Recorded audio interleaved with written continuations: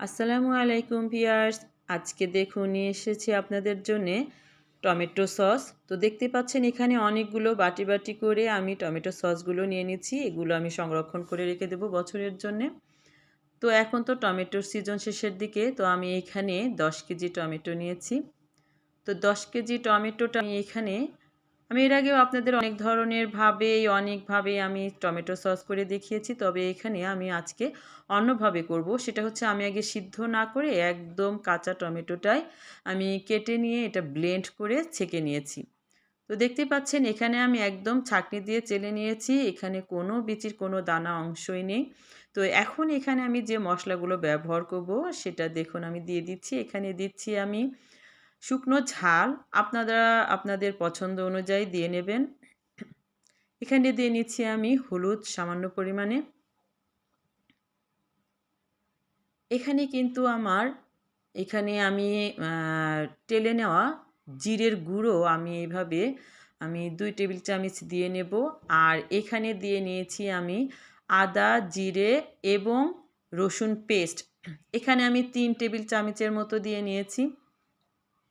এখন যেটা দিচ্ছি সেটা হচ্ছে লবণ। তারপরও এখানে স্কিপ করে গিয়েছে। আমি এখানে দিয়ে নিচ্ছি ধনে গুঁড়ো 2 টেবিল চামচ। আমি এখানে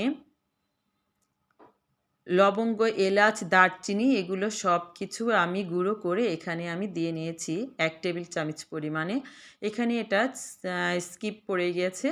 তো আপনারা এগুলো দিয়ে নেবেন। এখানে দেখুন আমি চিনি দিয়ে নিচ্ছি স্বাদ মতো। যে যেভাবে মিষ্টিটা পছন্দ করেন সেভাবেই হবে। আমি একটু ঝাল ঝাল করব, ঝালের পরিমাণ বেশি দিয়েছি। তো এখন আমি এটা আজকে করব চুলাতে। তো এর আগে আমি গ্যাসে দেখিয়েছি এবং অন্যভাবে দেখানোর চেষ্টা করেছি।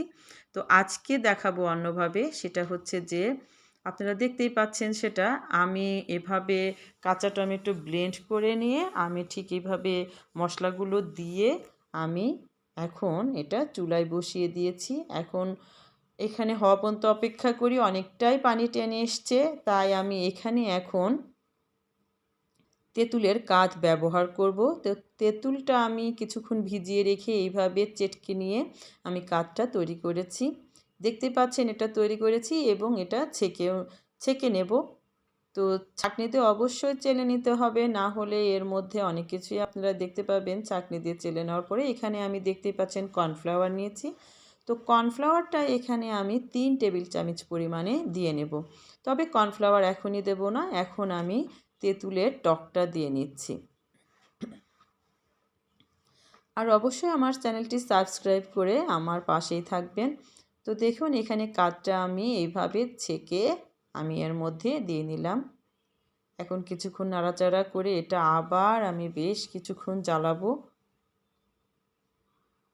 এখন অনেকটাই যেহেতু জাল দেওয়া হয়ে গিয়েছে, আমি এখানে এখন কর্নফ্লাওয়ারটা কিছু পানি দিয়ে এখানে আমি গুলিয়ে নিলাম। এখন এটা দিয়ে দিচ্ছি।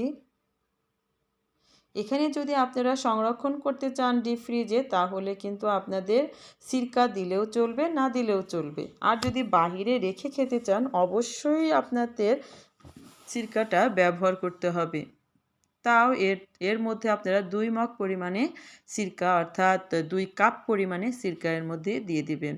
তারপরে এভাবে নাড়াচাড়া করবেন। দেখুন আমি বারবারই কিন্তু খুন্তি দিয়ে আপনাদের দেখিয়ে দিচ্ছি, এটা কিন্তু কোনো রকম পানি নেই, যাও একটু আছে। এখন জ্বালাতে জ্বালাতে আরও ঘন হয়ে আসবে, শুকিয়েও যাবে। দেখুন থকথকে একটা অবস্থা হয়েছে। তো এখন কিন্তু আমার অনেকটাই হয়ে গিয়েছে, আর কিন্তু পানি ভাব নেই। আমি চামচ দিয়েও আপনাদের দেখিয়ে দেব। দেখুন আমি সংরক্ষণ করার জন্য এভাবে আমি সবগুলো বাটিতে রেখে দিয়েছি। এখন আমি এটা ডিপ ফ্রিজে সংরক্ষণ করে রেখে দেব, সারা বছর চলবে। তো আল্লাহ হাফিজ সবাইকে।